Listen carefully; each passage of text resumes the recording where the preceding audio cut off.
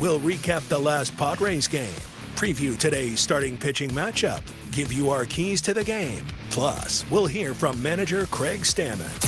From the Padres Radio Network, here's Sam Levitt. San Diego Padres baseball coming up on 97.3 The Fan and the Padres Radio Network. As today, the Padres take on the San Francisco Giants in the first game of a 4-game series. Our starting pitching matchup tonight for the Giants, left-hander Robbie Ray, and for the Padres, left-hander J.P. Sears. Hi, good everybody. Sam Levitt with you from inside the Western Metal Building here at Petco Park. First pitch coming up at 6:40 p.m. as the Padres continue this 6-game homestand. Coming up in the next 50 minutes, we have a lot to do. You'll hear from Padres manager Craig Stammen. We'll check in with Padres first baseman Cy France. We go inside the Padres radio booth in just a little bit, chat with Jesse Agler, and much, much more coming your way on our pregame coverage. But first, it's time to set the table, brought to you by Fraser Farms Market. Set your table with the highest quality of natural and organic products from Fraser Farms Market, a San Diego original since 1971 with 3 locations, La Mesa Vista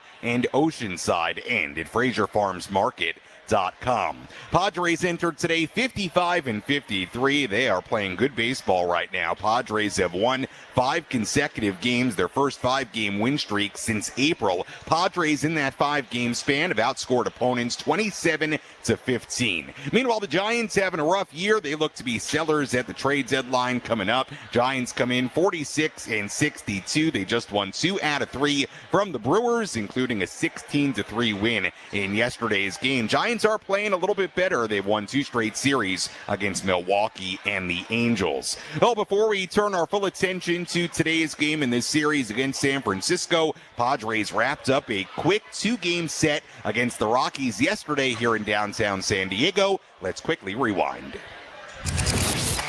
Did you miss what happened in the last Padres game? Let's take a look back with our Padres Rewind on the Padres Radio Network. Well, once again, the Padres looking to piece together their pitching staff. Kyle Hart tossed 2 2/3 scoreless innings to begin the day. Griffin Canning came in after that. He got the game to the 4th inning, still a scoreless affair. Padres would rally in that bottom half of the 4th inning. Jake Cronenworth hit a leadoff single. Manny Machado hit an infield single. Cy France was hit by a pitch. The Padres had the bases loaded. Nobody out for Jackson Merrill. Here's the pitch. Jackson reaches for it, grounds it to the left side. It'll go through into left field and a base hit. Cronenworth has scored. Machado held, and an RBI single for Jackson Merrill brings home the first run of the day. From that point, the Padres manufactured 2 more runs. Luis Rengifo drove home a run on a ground out. Gavin Sheets drove in another with a sacrifice fly. Padres had a 3-0 lead. Canning was really solid in the game. He pitched into the 6th inning, 3 scoreless innings of relief. Wandy Peralta finished the 6th inning. Padres still led 3-0. Going to the 7th inning, Peralta stayed on. He allowed 2 guys to reach base with 1 out. Peralta came out. Right-hander Bradley Rodriguez came in. Rodriguez got a strikeout for out number 2, but then former Padre Brett Sullivan dug in. 2-1, and a hard hit grounder. That's through the right side and a base hit. Castro going to be waved at third. Fernando comes up throwing. The play at the plate, and he's in safely with a head-first slide. So Brett Sullivan, an RBI single, gets the Rockies on the board, and it's 3-1. Rodriguez would get a fly out to end the inning. Padres still up 3-1. Jeremiah Estrada came back from the IL. He pitched the scoreless 8th inning. Padres still leading 3-1. Going to the 9th, it was time for guess who? Mason Miller. Miller kicks and fires, and that's it in the air to center field. Merrill back just a couple of steps. He's there. He makes the catch, and the ball game is over. Padres take care of business in this 2-game set against the Rockies.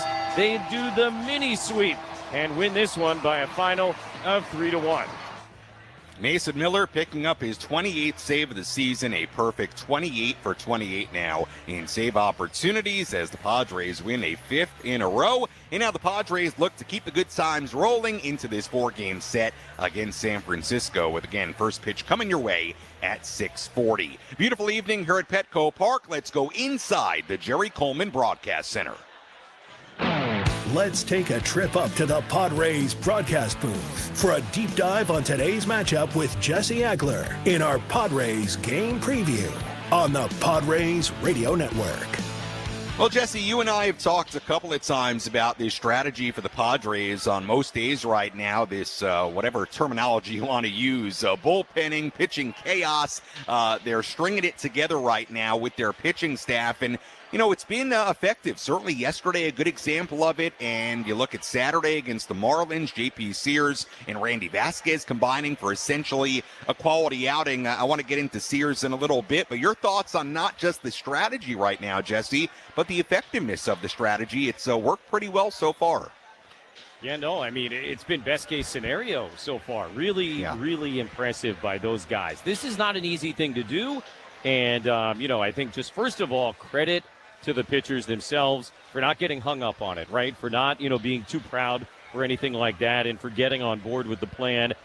Credit to Craig and to Ruben and to Ben Fritz for communicating it the way they have and for getting them on board and for those guys buying in. And then, of course, for going out to the mound and actually executing it. And I mean, yesterday, you get 5 2/3 out of Hart and Canning. They don't give up a run. That's basically a quality start, and that's what you're looking for.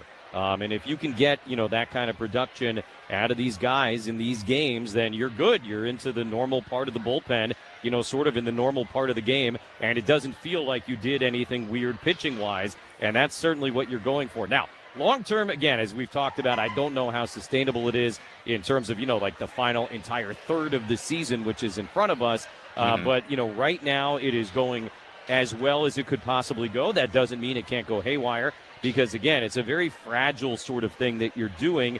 You have one guy really struggle. Only, you have one night where, the two quote-unquote longer guys are only able to get you maybe in and out of the third or fourth inning, and it can really mess up a couple of days after that. So it's a very tenuous thing. It's a very day-at-a-time thing, but right now they're pulling it off in a very, very impressive way. And look, this is not inside info. This is just me sort of looking at it all. But my guess is, in an ideal world, this is not something that necessarily has to extend beyond the trade deadline. Yeah. I think if things go the way the Padres want them to, that you would be able to acquire perhaps a couple of more starting pitchers, at the trade deadline, and then maybe, you can do a little bit less of this after that.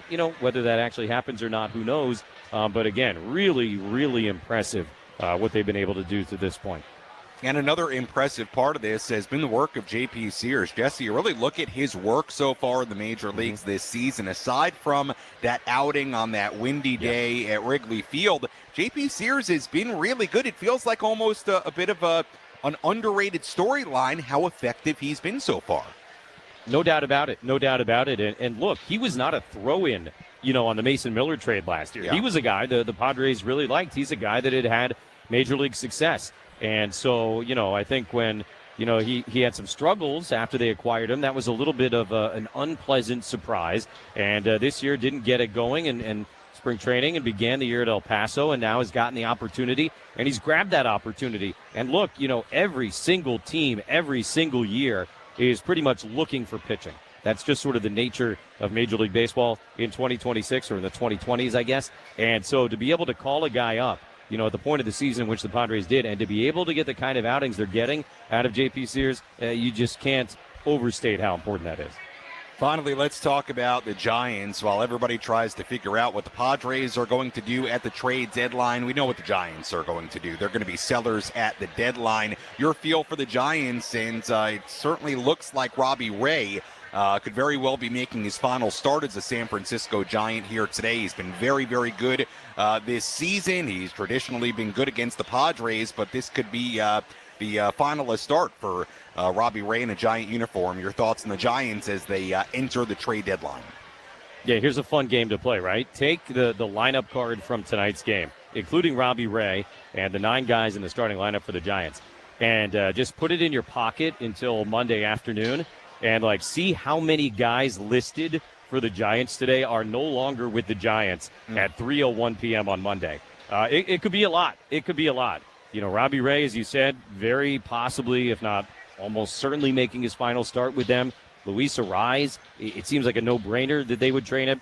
Elliot Ramos, his name has been out there. Devers' name has been out there. Adames' name has been out there. you might get into a situation where they would listen on Jung-Hoo Lee. I mean, there are a lot of Giants whose names are going to be kicked around in the days ahead as Buster Posey, really comes into this thing and tries to maybe retool a little bit, in terms of untouchables. Probably Bryce Eldridge, probably Logan Webb. But outside of that, I mean, you got to figure they're going to at least listen on pretty much everybody else of value that they have. So, yeah, going to be a very, very busy few days for every head of baseball operations, but I think in particular for A.J. Preller and Buster Posey.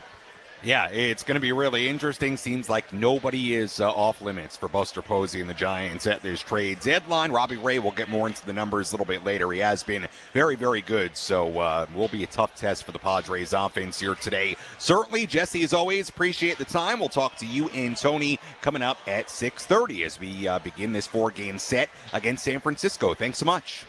You got it, Sammy.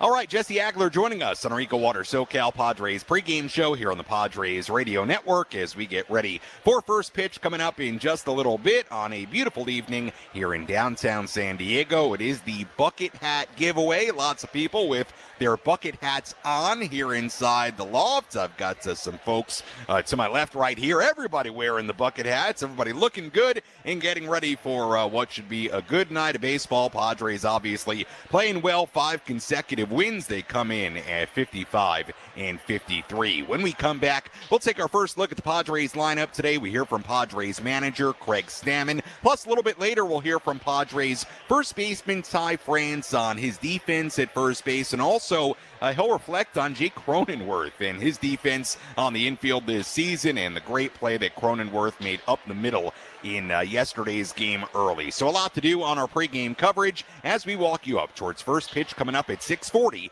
right here on the Padres Radio Network. You're listening to the Eco.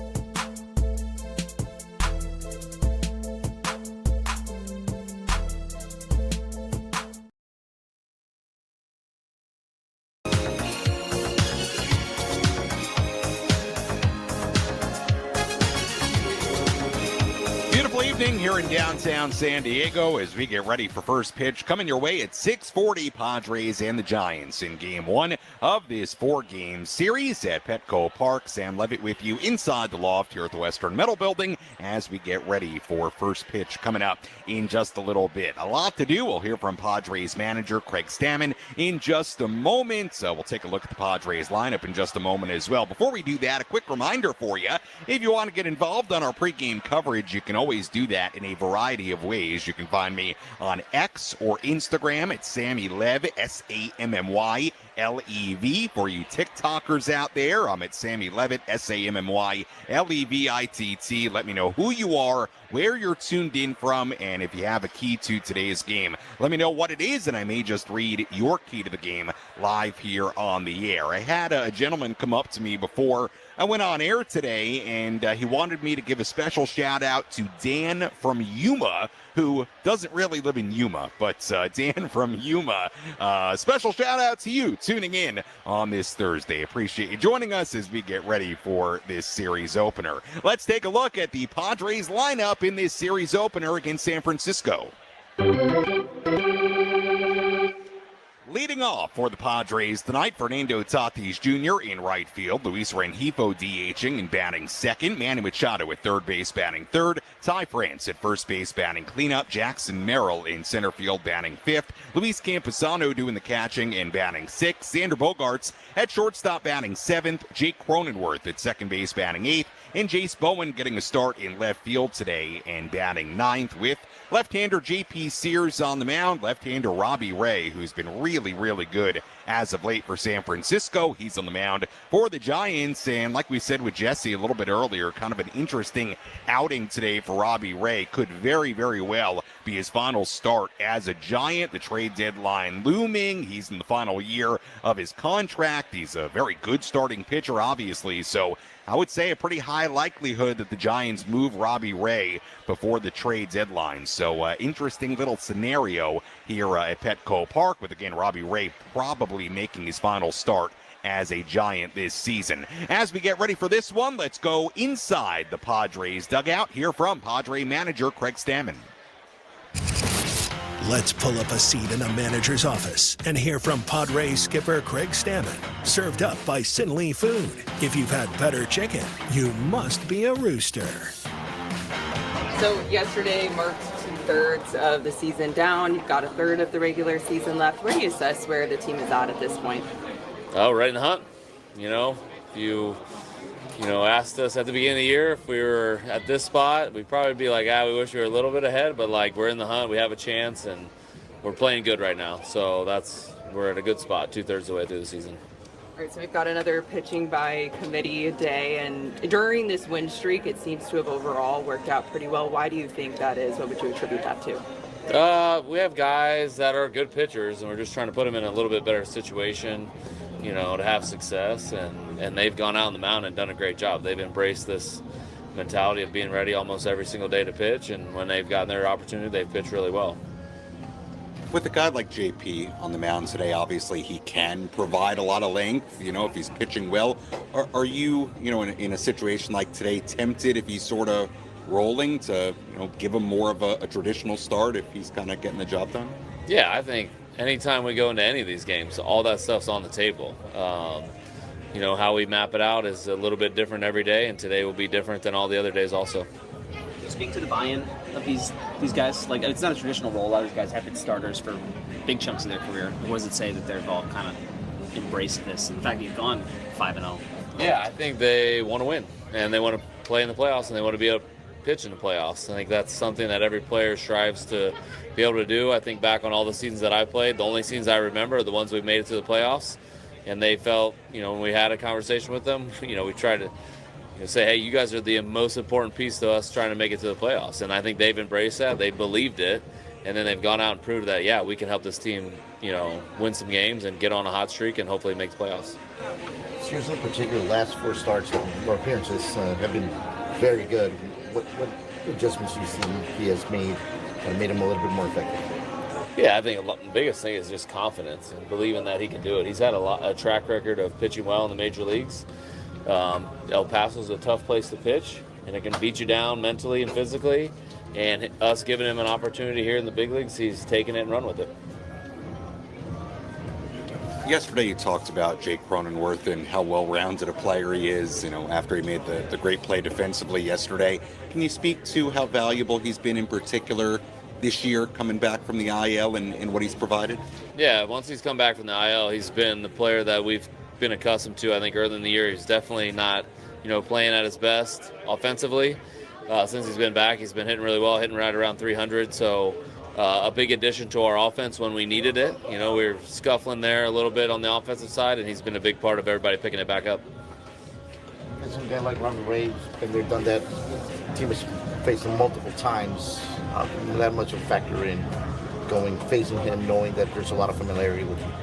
Yeah, we faced Robbie Ray when he was with the D-backs and now with the Giants, and he came over the Nationals, so knew him for a long time, and we've known him for a long time, but he's evolving as a pitcher too. He's not throwing the ball the same way that he has in the past. He's changed up his pitch mix a little bit. We got to be ready for, a guy that's going to compete from pitch one until they take him out. So it'll be a good test for us today. That was Padres manager Craig Stammen earlier today inside the Padres dugout. We'll hear more from Craig on our post-game coverage coming up later on this evening. Sam Levitt back with you inside the loft here at the Western Metal Building at Petco Park as we get ready for first pitch coming your way at 6:40. Padres have won 16 of the last 22 meetings against the Giants. They are 5-1-1 across the last 7 series against them. So the Padres have been quite successful against San Francisco the last couple of years. We'll see if that continues over the course of a long 4-game series through the weekend. Let's tell you who's hot, who's not. Which player is locked in at the dish? Who needs to step up their game? This is Who's Hot, Who's Not. Presented by ASAP Drain Guys and Plumbing, a division of Anderson Commercial, your full-service plumber serving San Diego County.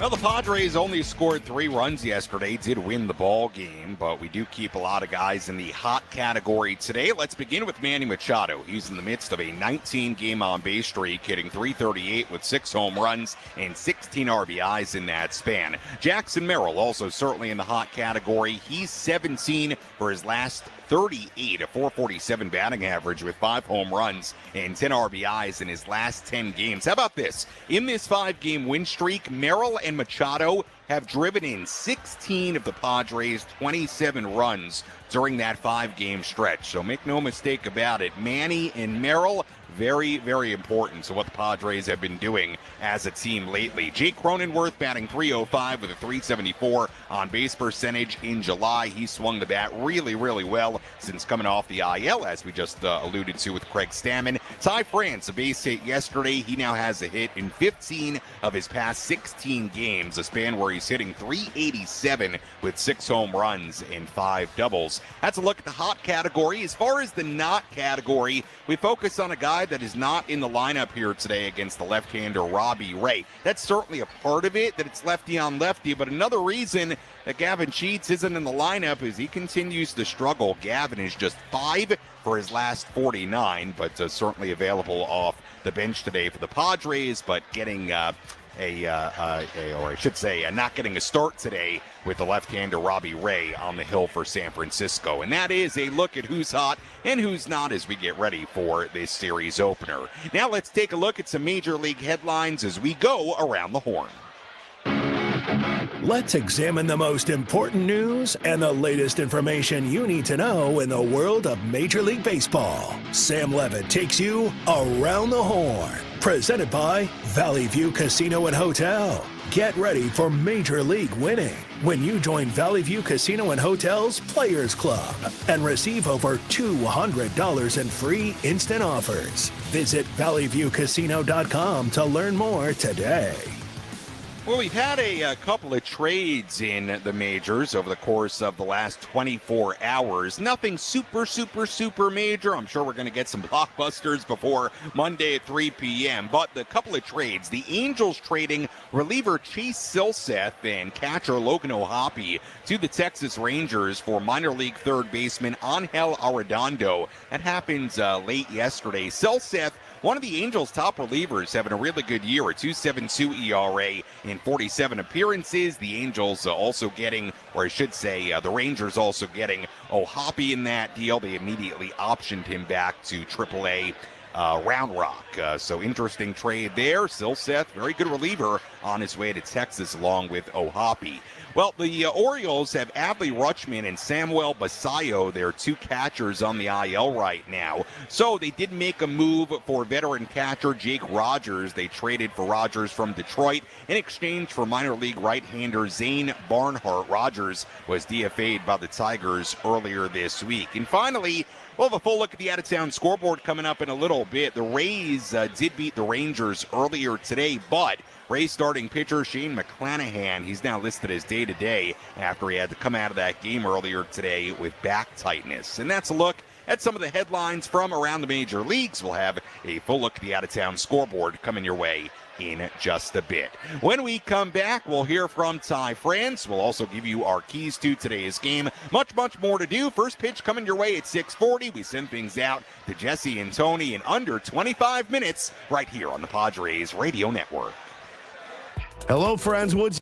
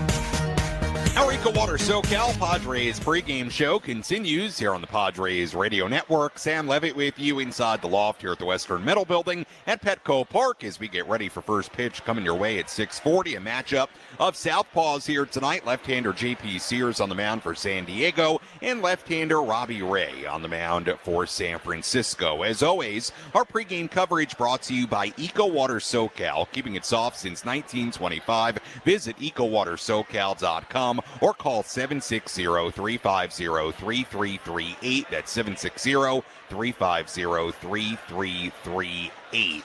Everybody having a good time here inside the Western Metal Building tonight. Crowd filing in here at Petco Park on bucket hat giveaway night. Lots of people in those bucket hats right now, so I'm sure if you look out at the crowd at some point tonight, you're going to see a lot of bucket hats out there. Really nice giveaway, and everybody enjoying the giveaway, certainly it seems, on this Thursday evening as the Padres open up this series against the San Francisco Giants. We do have an update on Joe Musgrove and Nick Pivetta. Let's get to it on today's injury report. Who's in? Who's out? This is the Bada Fulkerson Injury Report, presented by San Diego's Bulldog Injury Attorneys, who hope you're never in an accident. But if you are, make Bada Fulkerson the first call you make. Hit them up 24/7 at badafulkerson.com. Well, the update on Joe and Nick. They both threw 2 simulated innings yesterday. They essentially threw 2 up-downs, we call them, where they throw some pitches, simulate an inning, they sit down, get back up, throw some more pitches. So essentially we'll call it 2 quote-unquote simulated innings for Joe Musgrove and Nick Pivetta. As far as their next steps to be determined as we get updates and news on their progression, we'll continue to pass it along. But certainly some good news still as Joe Musgrove and Nick Pivetta, again, for a second straight turn, quote-unquote, they threw a simulated game of sorts. So hopefully those guys getting closer and closer to returning. On the Giants side of things, this is a Giants team that is really banged up right now. A lot of injuries for the Giants here in 2026. Former San Diego State Aztec Casey Schmidt, he tore the meniscus in his left knee just a handful of days ago. He will need surgery to repair that torn meniscus in his knee. That will likely end his season. Not the only injuries that the Giants are dealing with right now. Matt Chapman, he's been on the IL since early July with an abdominal strain, although it does sound like he will return at some point during this series. Also, and I've been following this story, it's not really Padre related here, but Harrison Bader has been on the IL since late May with plantar fasciitis. He suffered another setback after he was involved in a scooter accident that further damaged that injured left foot. Apparently, he got an MRI exam to determine the severity of the damage. So kind of an interesting, sort of odd situation there. He was involved in a scooter accident. There was some reporting on it earlier today, but Bader, who had been out for a while, again, apparently injured his left foot even further in a scooter accident, I think at some point earlier this week. So that's a look at the injury report today, latest on the Giants injuries, and the update on Joe Musgrove and Nick Pivetta as well. Before we hear from Ty France, let's take a full look at the out-of-town scoreboard. Let's take a trip around the bigs to highlight the scores that matter most with our out-of-town scoreboard. Presented by Jensen Premium Beef Patties. Always a hit for grilling. Full look at the out-of-town scoreboard on this Thursday. We've got a couple of finals already today. The Cubs beat the Cardinals 4-2 in St. Louis. The Cubs getting 2 runs in the top of the 10th inning. They win it in 10, 4-2. The White Sox continue to have really, I think in a lot of ways, a magical year to this point. They win it 2-1 against the Yankees in 11. And it was Tristan Peters who walked it off, a walk-off walk for Peters in the bottom half of the 11th inning as the White Sox outlast the Yankees 2-1 in Chicago earlier today. Twins also beat the Royals 4-3 in Minnesota. Another bit of a wild ending there. It was a Cody Clemens grand slam to walk it off in the 9th inning. So again, Twins trailed 3-0 in that game. Bottom half of the 9th inning, Minnesota wins it on a Clemens grand slam. So quite the ending there. Rays beat the Rangers 3-2 in Tampa Bay earlier today. Games going on right now. Braves ahead of the Nationals 5-4 in Atlanta in the 7th inning. Marlins lead the Mets 1-0 in New York in the 4th inning. Pirates and the Reds are tied at 2 in the 7th inning in Cincinnati. Red Sox and the A's at 6:40 in Sacramento. And finally, Mariners and the Dodgers in LA at 7:10. Brian Wu against Roki Sasaki, the pitching matchup tonight in LA. And that is a full look at the out-of-town scoreboard. We'll have much more on all those games coming up a little bit later on this evening in our post-game coverage. 1-1. Carrick hits it on a line up the middle. Diving stop by Cronenworth behind second. Off balance throw to first is in time. What a play by Jake Cronenworth. And 2 down in the top of the first inning. Highway robbery at Petco Park. Well, yesterday, Jake Cronenworth made about as good of a defensive play as you'll see a second baseman make. He helped Kyle Hart through a scoreless first inning, really set the tone in yesterday's game, and one of the better plays I think any Padre defender has made this season. As we know, Jake, a great defender, whether it be at second base or first base. Another good defender, well, Ty France, former Gold Glover, playing first base every day right now for the Padres. Ty France earlier today spoke inside the Padres clubhouse. Here was France on Jake Cronenworth's defense in that play yesterday. Yeah, I've known Jake for a long time, and the amount of work that he puts in over there, it doesn't surprise me. He's versatile. He can do that at any position, but I've seen him do that a lot, and it's almost to a point where I expect him to make those plays. So, yesterday was a good one. In terms of the ones that you have seen from him, getting to share the field with him, is there one that stood out to you from this season? I wouldn't say one specific. Yesterday's was pretty good. For him to dive, trap the ball, pick it up right away, and get rid of it. What's most impressive is his arm strength. He from a knee was able to throw a bullet to my chest. So, it's not. He makes everything look a lot easier than it actually is. Hey, Ty, obviously a part of playing infield defense is knowing the base runner, knowing the guy at the plate, their level of speed. It seems like on ground balls to first base, like you really, in particular, have an understanding of how much time you have to, let's say, feed the pitcher covering and have that internal clock really set well. How much is the preparation a part of being ready to play infield, play first base every day from the standpoint of knowing who the base runners are? Yeah, I mean, we do our homework. We know, we go over their lineup, every day before the game, and we have our little card cheat sheets that let us know where to play and how fast each guy is. So part of it's internal clock. The other part is, the amount of studying that we do.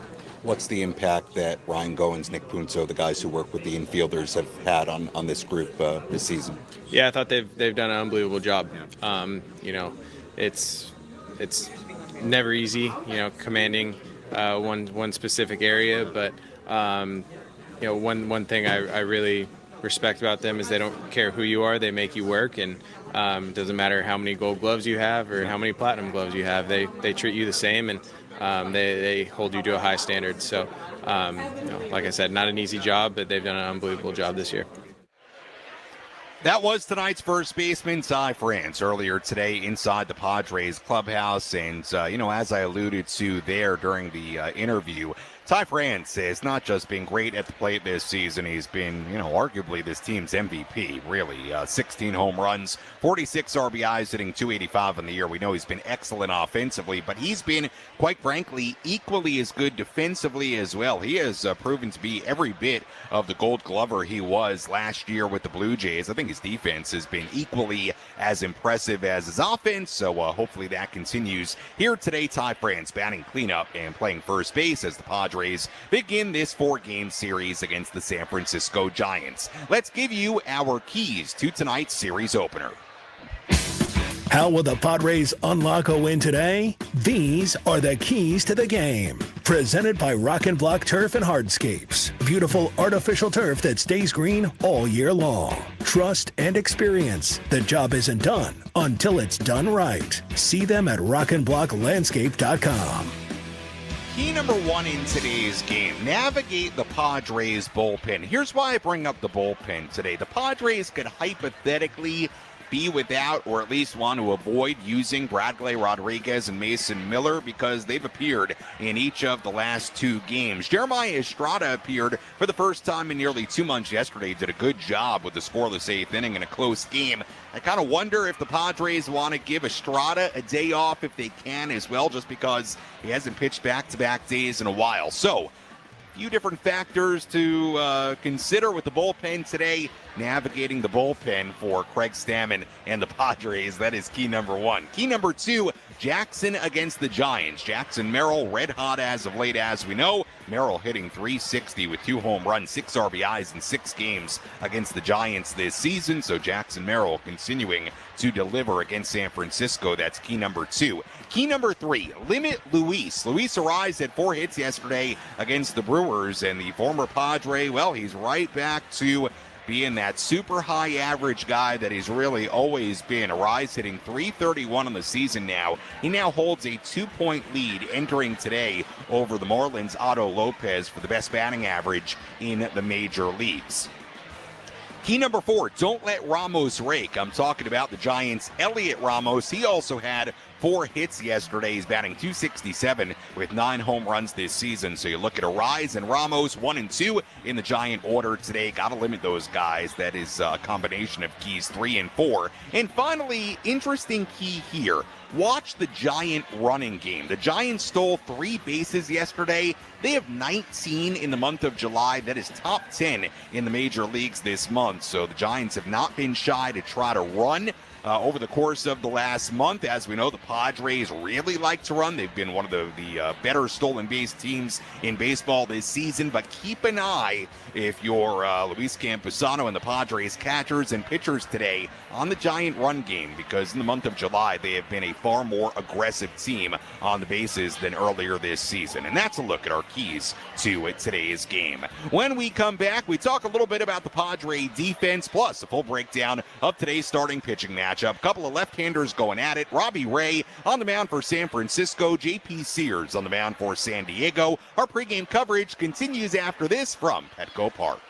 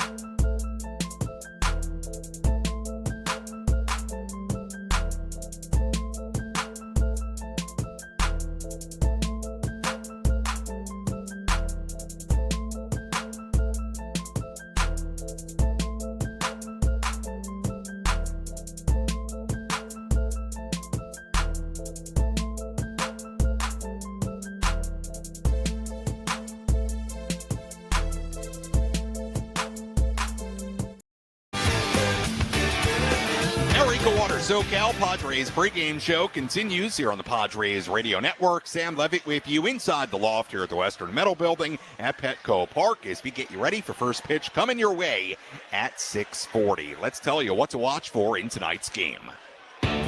What's the one thing Sam Levitt will be keeping his eye on in today's game? This is What to Watch For. Presented by Genesis Home Improvements, San Diego's trusted painting, roofing, and window company. Save 15% today on a new beginning for your home. Visit GenesisHomeImprovements.com.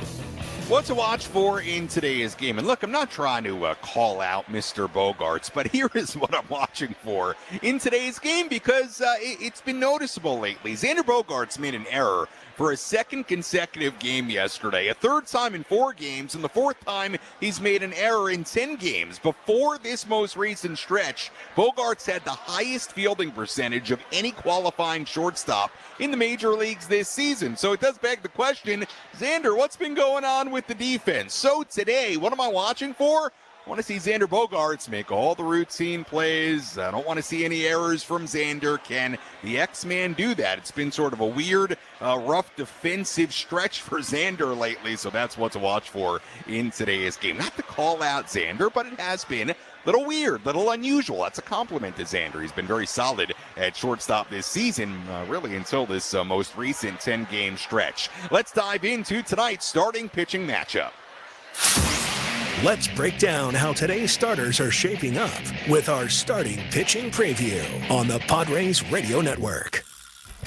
On the mound for the Giants today, left-hander Robbie Ray. The 34-year-old is 9-6 with a 3.16 ERA, 21 outings this season, 116 2/3 innings on the year. He could be making his final start as a Giant today. He's on an expiring contract. Ray has been great lately, 6-0 with a 1.67 ERA in his last 9 outings. He went 6 scoreless innings against the Angels on Saturday. 3 starts against the Padres last year. He was very good at 2.75 ERA in 19 2/3 innings. Meanwhile, on the mound for the Padres, left-hander J.P. Sears. The 30-year-old is 3-3 with a 3.86 ERA in 6 outings this season, 5 starts. If you take away his 1 bad outing in Chicago, he actually has a 2.31 ERA in the other 5 appearances. He's been solid, really, for the Padres so far this season. His last outing in Miami, it was good. 3 1/3 scoreless innings, just 1 hit allowed. In July so far, 4 outings, a 2.04 ERA.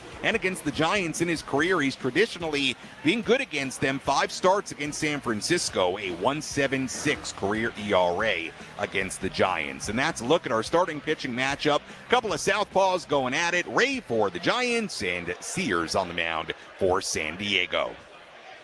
As always, we appreciate you tuning in to our EcoWater SoCal Padres pregame show here on 97.3 The Fan and the Padres Radio Network. The Padres have won 5 consecutive games. Now tonight, they look to keep it rolling as they begin this 4-game series against the San Francisco Giants. When we come back, we send things out to Jesse Agler and Tony Gwynn Jr. They have the full starting lineups, first pitch, and all the play-by-play. I'll talk to you on our post-game coverage. You're listening to your home for San Diego Padres baseball, 97.3 The Fan and the Padres Radio Network. Enjoy the game, everybody.